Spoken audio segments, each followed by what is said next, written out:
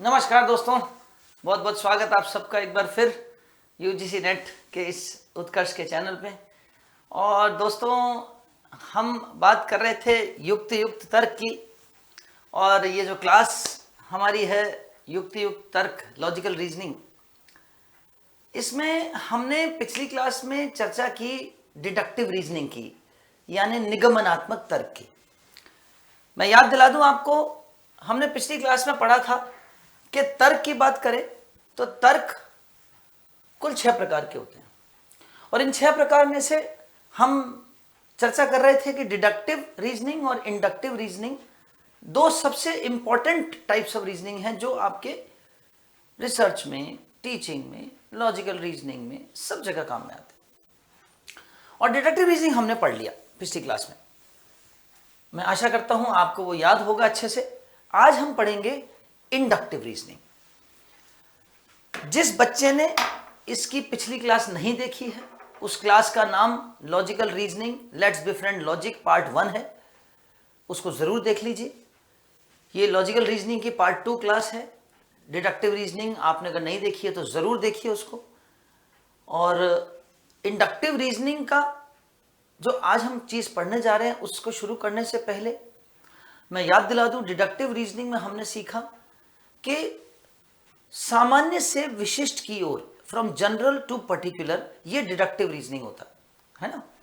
From universal to specific या particular. अब inductive reasoning उसका बिल्कुल उल्टा है। Inductive reasoning from particular to general है, फ्रॉम स्पेसिफिक टू यूनिवर्सल है। क्या मतलब हुआ इसका? हमको कोई यूनिवर्सल चीज बता करके उसके आधार पर उस पॉपुलेशन में से कोई एक पर्टिकुलर चीज के बारे में पूछा तो हम कहते हैं कि ये डिडक्शन है। और अगर वो सही है पॉपुलेशन का बारे में कैरेक्टरिस्टिक, तो वो इसके बारे में भी सही होगी। अब मैं इसका उल्टी बात करता हूं। अब मैं बात ये करता हूं कि अगर मैंने किसी एक वस्तु को देखकर, किसी एक व्यक्ति की विशेषता को देखकर उसकी पूरी पॉपुलेशन के बारे में, उसके पूरे यूनिवर्स के बारे में, यूनिवर्स मतलब ब्रह्मांड नहीं, उस पर्टिकुलर कैरेक्टरिस्टिक का यूनिवर्स के बारे में अगर मैं चर्चा करना चाहूं या साबित करना चाहूं, तो उस तर्क को आगमनात्मक तर्क या इंडक्टिव रीजनिंग कहते हैं। निगमन शब्द का मतलब होता है निकलना, और निकलना किससे? सामान्य से विशिष्ट का निकलना। और आगमन मतलब आना। किस में आना? दुनिया में आना, यानी एक छोटी चीज से बड़े समंदर में जाना। आना कहूंगा जाना की जगह, आगमन। और आगमनात्मकता कहती है कि आप किसी एक वस्तु को देखकर उस वस्तु की पूरी जाति के बारे में तर्क या सिद्ध करना चाहो। जैसे उदाहरण, मैंने कहा अनिल एक लड़का है और अनिल स्मार्ट है, तो इसको देख के हम कहेंगे सभी लड़के स्मार्ट होते हैं। अब भाई, अनिल एक लड़का है और अनिल स्मार्ट है, इसका यह मतलब थोड़ी कि सारे लड़के स्मार्ट होंगे। क्यों नहीं है? ऐसा क्यों कह रहा हूं कि सारे लड़के स्मार्ट हो? रॉन्ग होगा। आप कहोगे सर सारे लड़के अनिल जैसे हों, ऐसा आवश्यक तो नहीं है। इसको कहते हैं प्रकृति की समरूपता, यूनिफॉर्मिटी ऑफ नेचर, है ना। तो इंडक्टिव रीजनिंग में कथन जो होता है वो विशिष्ट होता है, स्पेसिफिक होता है, किसी एक पर्टिकुलर चीज की बात करता है। जैसे अनिल की बात की, अनिल एक लड़का है और वो स्मार्ट है, तो ये एक स्पेसिफिक की बात कर रहा है। और उस स्पेसिफिक लड़के की स्मार्टनेस को देखते हुए सभी लड़कों की स्मार्टनेस के बारे में सिद्ध करने के पीछे कोशिश है। सभी लड़कों की स्मार्टनेस को सिद्ध करना, यह तर्क आगमनात्मक तर्क है। और आगमनात्मक या इंडक्टिव रीजनिंग कहती है कि अगर if specific is true, universal is not true, it may not be true.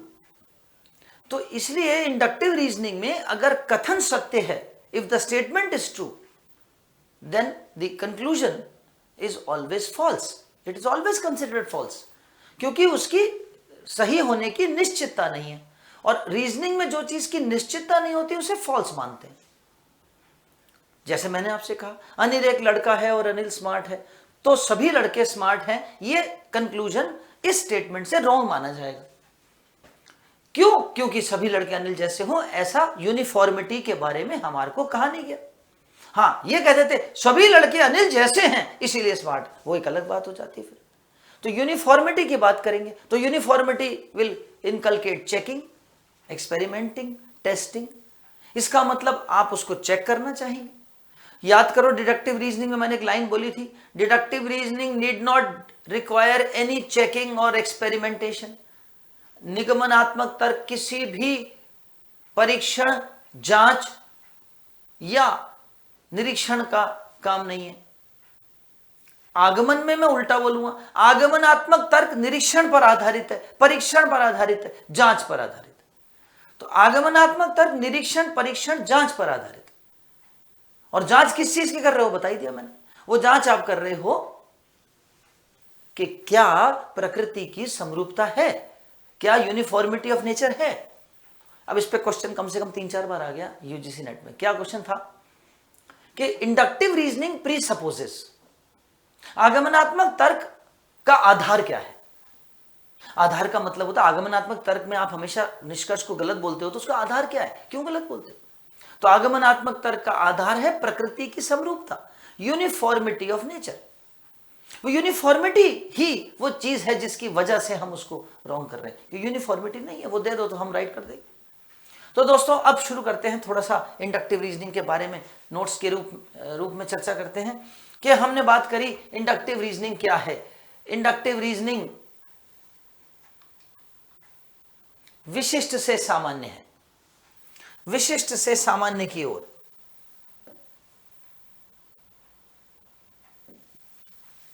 From general to particular,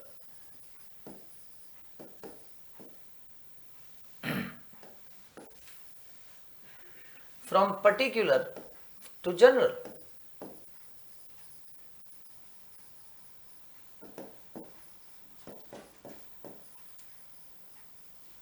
तो ये है इंडक्टिव रीजनिंग। तो इंडक्टिव रीजनिंग यानी पर्टिकुलर से जनरल की तरफ जाना। पर्टिकुलर मतलब स्पेसिफिक, पर्टिकुलर मतलब विशिष्ट, पर्टिकुलर मतलब कोई एक के बारे में जान करके उसकी पूरी जाति के बारे में जानना। तो जनरल का मतलब यूनिवर्सल हो गया, है ना। तो इंडक्टिव रीजनिंग कहती है कि दिए गए कथन के आधार पर निष्कर्ष हमेशा असत्य होता है। The conclusion is always wrong.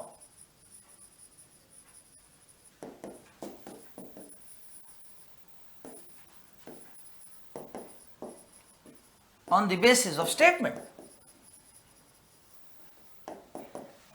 Statement के बेसिस पे कंक्लूजन हमेशा फॉल्स होता है। अब आप कहोगे सर फॉल्स क्यों है, मैंने अभी आपको बताया यूनिफॉर्मिटी ऑफ नेचर की वजह से। और ये जो कंक्लूजन है वो बेस्ड है किस पर, एक्सपेरिमेंट के बेस पर, बेस्ड ऑन एक्सपेरिमेंटिंग, टेस्टिंग।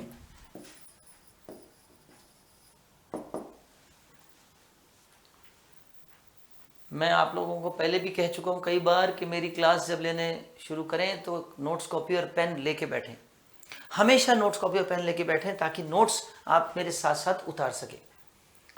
समझते भी जाइए, साथ के साथ नोट्स उतारते जाइए। नोट्स उतारना हमेशा फायदेमंद होता है। टॉपिक पूरा मैं एक क्लास में समझा देता हूं, तो इस टॉपिक को मैं पूरा अच्छे से समझा दूंगा, तो इस पर बेस्ड क्वेश्चन सब कर पाएंगे। मेरी क्लास का ये फायदा आपको मिलेगा कि मैं अधूरा काम नहीं करता। कोई भी टॉपिक मैं आपको पढ़ाऊंगा तो वो टॉपिक कंप्लीट कर देता हूं। उस टॉपिक को अच्छे से जिसने पढ़ लिया और नोट्स उतार लिए, उसको लगता है कि अब उसको लगेगा कि अब मैं इस टॉपिक में मुझे मजबूती आ गई। तो दोस्तों ये है इंडक्टिव रीजनिंग। और इंडक्टिव रीजनिंग का मैंने आपको एक चीज बताई अभी कि एक को देख करके सबके बारे में बात करना। अब एक चीज मैं आपको और सिखाता हूं डिडक्टिव और इंडक्टिव रीजनिंग के बारे में। एक चीज हमने देखा कि डिडक्टिव रीजनिंग हो या इंडक्टिव रीजनिंग हो, स्टेटमेंट होता है और कंक्लूजन होता है ना, ऐसा होता है ना। एक होता है स्टेटमेंट,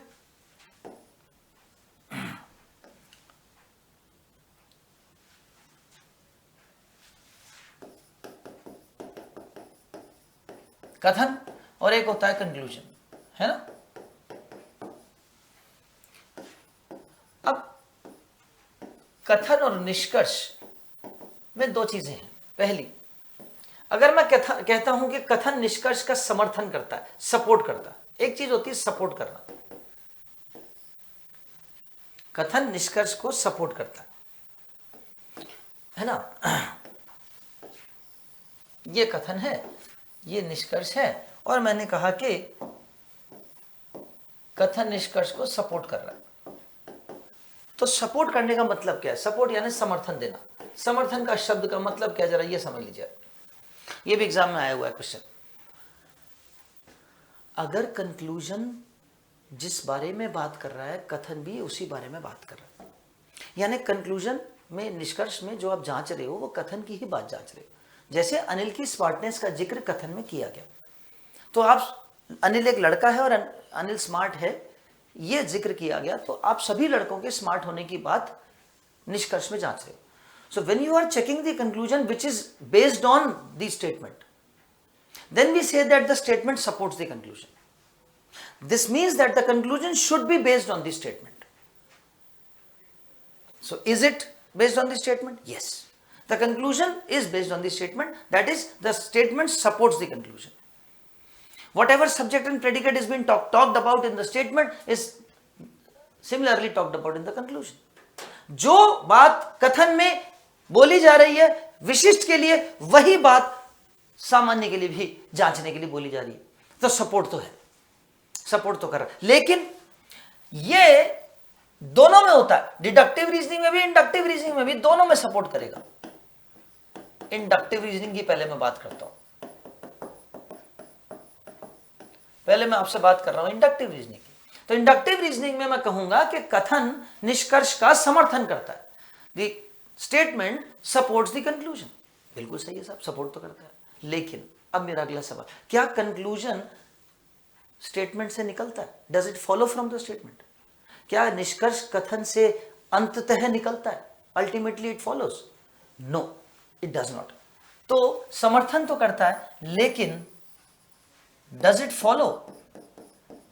क्या निष्कर्ष समर्थन से निकलता है? नहीं। निष्कर्ष कथन से नहीं निकलता।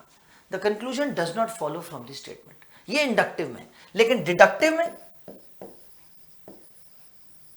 डिडक्टिव में स्टेटमेंट से कंक्लूजन सपोर्ट भी करता है, स्टेटमेंट सपोर्ट भी करता है कंक्लूजन को, और कंक्लूजन स्टेटमेंट से फॉलो भी होता है, निकलता भी है। दोनों चीजें, समर्थन भी करता है और निकलता भी। अंततः निष्कर्ष कथन से साबित होता है, सिद्ध होता है, निष्कर्ष निकलता है। और इसमें समर्थन तो करता है कथन कंक्लूजन का, सपोर्ट तो करता है, लेकिन निष्कर्ष अंततः कथन से सिद्ध नहीं होता, निकलता नहीं, इट डज नॉट फॉलो। ये दो चीजें आप समझ लीजिएगा। इस पे क्वेश्चन आ चुका है एक दो बार। ये छोटी छोटी चीजें क्या है, कई बार बुक की लैंग्वेज हमको समझ नहीं आती और एग्जाम में आ जाता है क्वेश्चन, तो बच्चा कहता है यार गुरुजी ये तो बहुत मुश्किल है यार, ये लॉजिकल रीजनिंग तो बहुत कठिन है, इसको पल्ले नहीं पड़ती, इसकी तो भाषा ही सिर के ऊपर से जाती है, क्या बोलना चाह रहा है, क्या पूछना चाह रहा है। भाई बहुत इजी है, बस आप भाषा का अर्थ समझो, और वो भाषा का अर्थ तभी समझ में आएगा जब उसकी गहराई में उतरोगे, जब उसको समझोगे। तो यही बात लिखिए, the statement supports the conclusion but conclusion does not follow from the statement. तो ये बात है, मैं आपके लिए लिख देता हूं।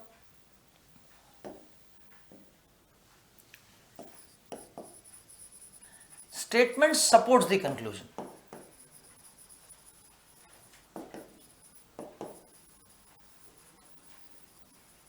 but the conclusion does not follow from the statement.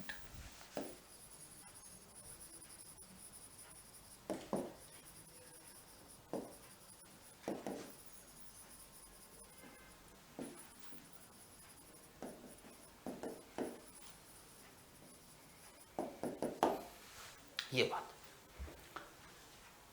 और ये चीज मैंने अभी अभी आपको पहले ही बताई थी, आगमनात्मक तर्क का आधार प्रकृति की समरूपता है। Inductive reasoning presupposes inductive reasoning presupposes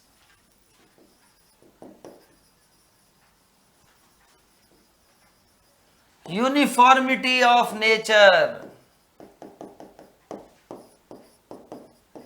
इस पे बात अभी मैंने करी 2-3 बार, ये बात बताई आपको कि inductive reasoning presupposes uniformity of nature. Inductive reasoning uniformity of nature के आधार पे बना हुआ है। आगमनात्मक तर्क जो बात करता है, जो उसका आधार है, वो है प्रकृति की समरूपता। समरूपता यानी जैसा अनिल है वैसे सभी लड़के नहीं हैं। अगर वो वैसे हो तब उनके स्मार्टनेस के ऊपर हम सिद्ध अनुगमन मान सकते हैं कि हां, फिर वो माना जा सकता है। तो दोस्तों, ये थी इंडक्टिव रीजनिंग की पूरी रामायण। महाभारत नहीं बोलूंगा क्योंकि बेचारे बहुत झगड़ा तो यहां कोई है ही नहीं, है ना। महाभारत सुनते ही झगड़ा समझ में आता है। तो दोस्तों, अब आपने मेरे से पिछली क्लास और आज की क्लास मिला करके डिडक्टिव रीजनिंग और इंडक्टिव रीजनिंग के बारे में सारी डिटेल्स समझी, है ना। और हमने डिडक्टिव रीजनिंग पे कुछ क्वेश्चन भी किए थे पिछली क्लास में, अगर आपको याद हो तो।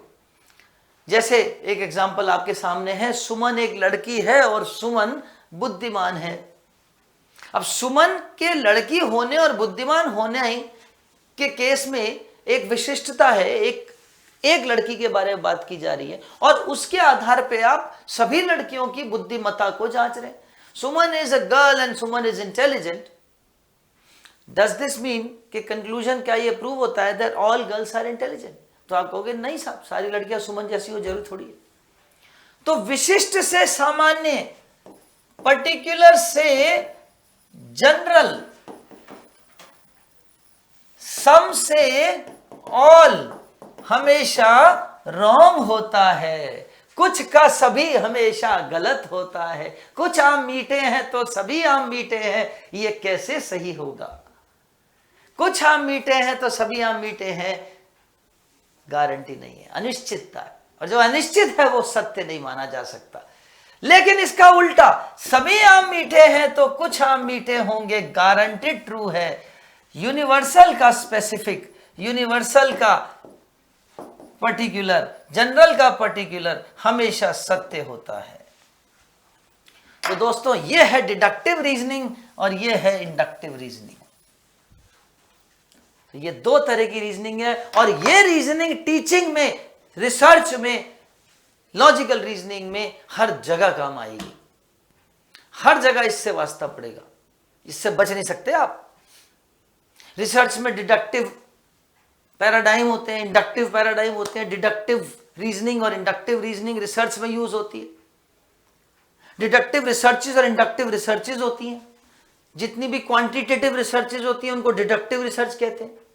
मात्रात्मक शोध को निगमनात्मक शोध कहते हैं और आगमनात्मक शोध या गुणात्मक शोध, क्वालिटेटिव रिसर्च को आगमनात्मक या इंडक्टिव कहते हैं।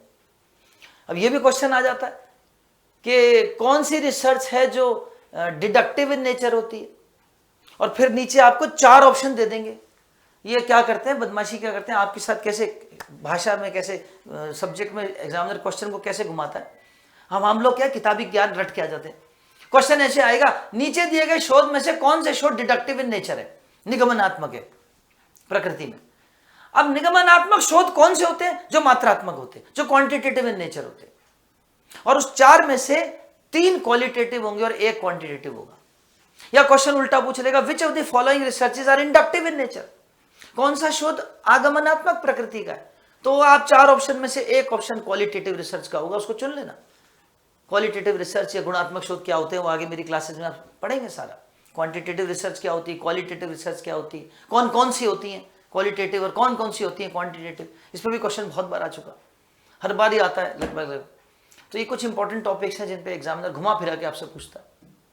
तो ये मेरी आगे आने वाली क्लासेस में ये सब आप सीखोगे। तो दोस्तों, अब कुछ क्वेश्चन हो जाए। आपके सामने एक क्वेश्चन हाजिर है, आगमनात्मक तर्क निम्न में से किस पर आधारित है? अभी देखो यही पूछ रहा था आपसे, अभी यही तो कह रहा था।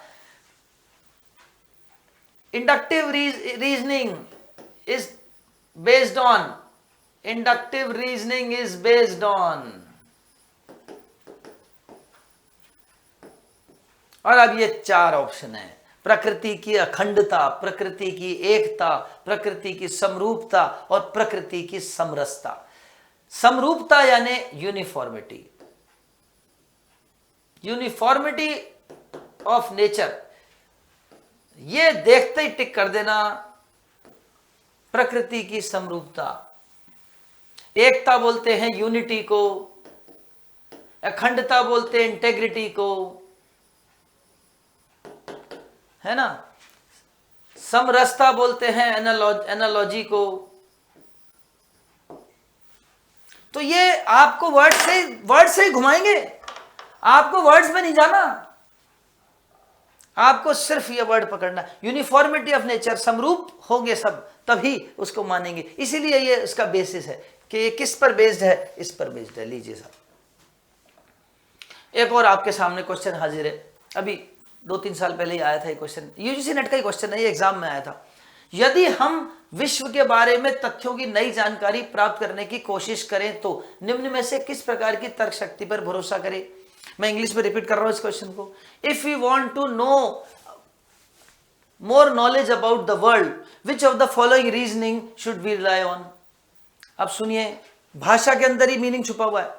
You want to know more knowledge about the world, you want to know about the world, यानी आप एक एंटिटी हो, आप एक आदमी हो, एक आपका इतना सा नॉलेज है, इतना सा ज्ञान है, और आप पूरी दुनिया के बारे में ज्ञान लेना चाहते हो, सबके बारे में आप जानना चाहते हो, यानी आप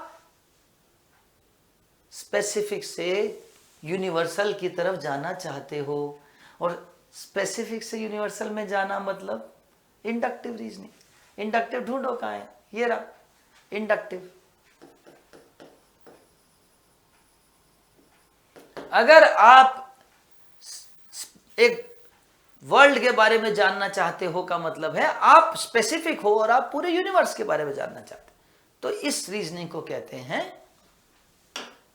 इंडक्टिव रीजनिंग। अगर यही उल्टा होता, अगर आप इस संपूर्ण ब्रह्मांड में से, इस संपूर्ण ब्रह्मांड के जीवन के आधार पे, पृथ्वी के जीवन पे ज्ञात करना चाहते हो, अब ये डिडक्टिव है। यूनिवर्स को देखते हुए एक को चेक करना, पूरी पॉपुलेशन में से, यूनिवर्सल में से स्पेसिफिक को चेक करना। ठीक है बच्चों, तो ये था आपका इंडक्टिव रीजनिंग। एक और क्वेश्चन आपके सामने हाजिर है। इसमें क्वेश्चन में यह कहा जा रहा है कि नीचे कुछ आपको स्टेटमेंट्स दे रखे हैं और उस स्टेटमेंट्स में आपको उस स्टेटमेंट, उस लॉजिक को आपको बताना है जो जिसमें ऐसी कैरेक्टरिस्टिक हो जो इंडक्टिव ना हो, not inductive. Which of the following logical statements does not have inductive characteristic in it, ये क्वेश्चन है। ठीक है, तो ऐसा कौन सा विलक्षणता है, इसमें से कौन सा ऐसा स्टेटमेंट है जिसमें इंडक्टिव कैरेक्टरिस्टिक नहीं है, ऐसा बोल रहा है। इसका मतलब 4 में से 3 इंडक्टिव इन नेचर है, एक इंडक्टिव इन नेचर नहीं है, हमको वो बताना है। पहला है आधारिका से निष्कर्ष के निकलने का।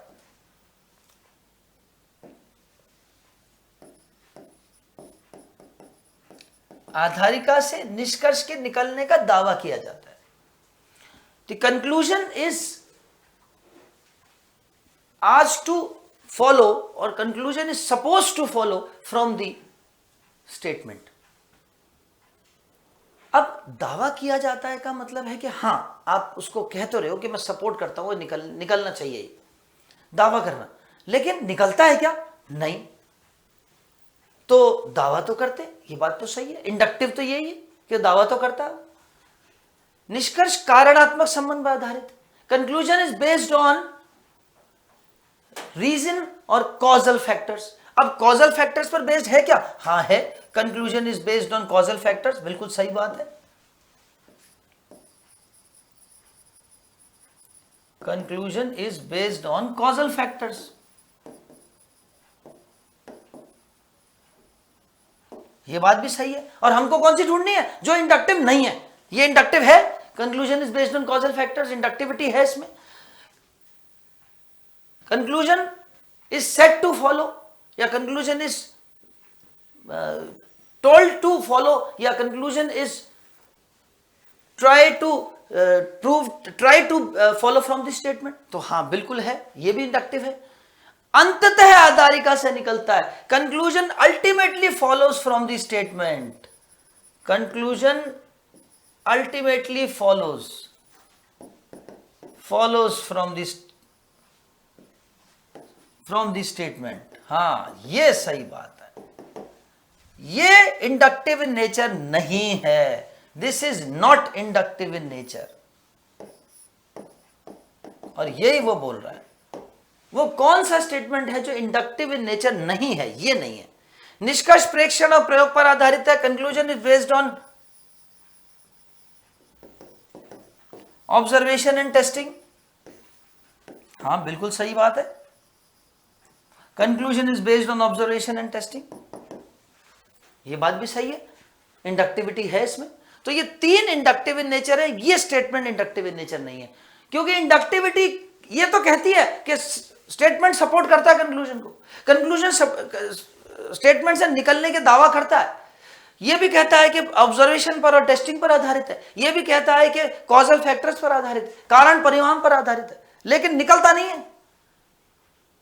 कारण है, टेस्टिंग है, एक्सपेरिमेंटेशन है, दावा करना है, सपोर्ट है, लेकिन ultimately conclusion does not follow from the statement. Inductive reasoning में अगर कथन सत्य है तो निष्कर्ष असत्य माना जाता है, निष्कर्ष is wrong, conclusion is wrong. तो दोस्तों ये था इंडक्टिव रीजनिंग के कुछ क्वेश्चंस और इंडक्टिव रीजनिंग के बारे में पूरा हमारी चर्चा। तो आज हमने इस क्लास में इंडक्टिव रीजनिंग के बारे में पूरी चर्चा की और इंडक्टिव रीजनिंग के बारे में जाना। आपको इन दो क्लासेस से, पिछली क्लास में डिडक्टिव रीजनिंग पे चर्चा की थी हमने, जिसने नहीं देखी वो जरूर देख लीजिए। इन दो क्लासेस की जमीन आपकी बहुत मजबूत बिल्डिंग खड़ी करने के योग्य बना देगी आपको। ये दो क्लासेस को लेने से आपको फायदा ये होगा कि अब डिडक्टिव और इंडक्टिव रीजनिंग कहीं भी आ जाएगा, आपके दिमाग में पता रहेगा डिडक्टिव इंडक्टिव का मतलब क्या है। जैसे टीचिंग आप पढ़ रहे हैं, अब मेरी टीचिंग की क्लास में मान लीजिए मैंने आपसे कह दिया कि क्वेश्चन पूछ लिया कि भाई एक टीचर इंडक्टिव टीचिंग मेथड से पढ़ा रहा है, तो अब आप जैसे सुनेंगे इंडक्टिव टीचिंग मेथड, आपके दिमाग में क्या आएगा, फ्रॉम पर्टिकुलर टू जनरल। यानी टीचर पहले रूल नहीं बताएगा, टीचर पहले एग्जाम्पल देगा और एग्जाम्पल देकर के फिर उसको नियम की तरफ ले जाएगा, तरह तरह के एग्जाम्पल्स देकर के उससे एक बड़ा नियम बनाने की कोशिश करेगा, एक यूनिवर्सल रूल बनाएगा। इसको कहते हैं इंडक्टिव मेथड ऑफ टीचिंग। अगर मैंने कह दिया deductive method of teaching follow कर रहा है टीचर, तो आपके डिडक्टिव सुनते ही वर्ड, देखिए किसी भी सब्जेक्ट में भी वर्ड यूज आ जाए, चाहे वो लॉजिकल रीजनिंग में, टीचिंग में, रिसर्च में, साइकोलॉजी में, कहीं भी जहां डिडक्टिव वर्ड आ गया आपको पता है डिडक्टिव का मतलब फ्रॉम यूनिवर्सल टू पर्टिकुलर है, जनरल टू पर्टिकुलर है। अब आपको पता है इसका मतलब। अगर मैंने कह दिया टीचर डिडक्टिव टीचिंग मेथड से पढ़ा रहा है, इसका क्या मतलब, इसका मतलब वो टीचर पहले रूल बता देगा आपको कि भैया ये मेन रूल है, ये यूनिवर्सल नियम है, सब पे लगता है, अब चेक कर लो किस किस पे लग रहा है, अब चेक कर लो, और फिर रूल दिखा करके, लिखा करके, समझा करके फिर उस पर एग्जाम्पल्स कराएगा, चेक कराएगा। This method is called deductive method of teaching. Social science में ये मेथड यूज होता है, लेकिन मैथ्स पढ़ानी है, साइंस पढ़ानी है, तो उसके लिए कौन सा मेथड यूज होता है, इंडक्टिव मेथड। ये क्वेश्चन आ गया कई बार कि मैथ्स और साइंस पढ़ाने के लिए कौन सा मेथड ऑफ टीचिंग यूज करते हैं, इंडक्टिव मेथड यूज करते हैं। और सोशल साइंस पढ़ाने के लिए कौन सा मेथड यूज करते हैं, डिडक्टिव मेथड यूज करते हैं। ये क्वेश्चन आ जाता है बच्चों।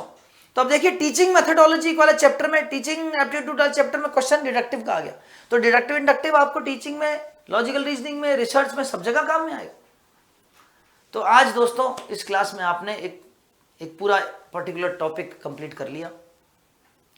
अगली क्लास में फिर एक नए टॉपिक के साथ मुलाकात होगी आपसे। इसी तरह से रोज क्लास देखते रहिए, चैनल को सब्सक्राइब करिए, और हर रोज आपकी फिक्स टाइम पर पेपर 1 की अनिल सर की क्लास आपको मिलेगी एक नए टॉपिक के साथ। और हमारी एक और कड़ी चल रही है साथ के साथ, पिछले सालों के क्वेश्चंस का सॉल्यूशन भी, उसकी कड़ी अलग से चल रही है आपकी, उसको भी रोज देखते रहिए। वो क्वेश्चंस तो बहाना है ना, क्वेश्चंस तो बहाना है, अल्टीमेटली तो ज्ञान बहाना है। क्वेश्चंस तो बहाना है, अल्टीमेटली तो ज्ञान बढ़ाना है। तो इसलिए आप उन क्वेश्चंस के बहाने अपनी नोट्स कॉपी में ज्ञान बढ़ाते जाइए, नोट्स उतारते जाइए, सर क्वेश्चन के बहाने पूरा टॉपिक बताते हैं, पढ़ा देते हैं। तो क्वेश्चंस अलग चल रही है कड़ी, पार्ट 1 पार्ट 2 पार्ट 3 वाला कड़ी चल रही है, और इधर लॉजिकल रीजनिंग के, टीचिंग के, रिसर्च के, कम्युनिकेशन के और पेपर 1 के सभी सब्जेक्ट्स पे आपकी क्लासेस चल रही है। और अगर इसको सिस्टमेटिकली बैच ज्वाइन करना है, आपको इसको सिस्टमेटिकली पढ़ना है जून के एग्जाम के लिए, तो तुरंत बैच ज्वाइन कर लीजिए। बैच स्टार्ट हो चुका है। डिटेल्स नीचे आप डिस्क्रिप्शन बॉक्स में नंबर्स हैं और सब, वहाँ पर आप कांटेक्ट कर लीजिए ऑफिस में। तो आज के लिए इतना ही दोस्तों, कल फिर मुलाकात होगी नए टॉपिक के साथ। धन्यवाद, नमस्कार, गॉड ब्लेस यू।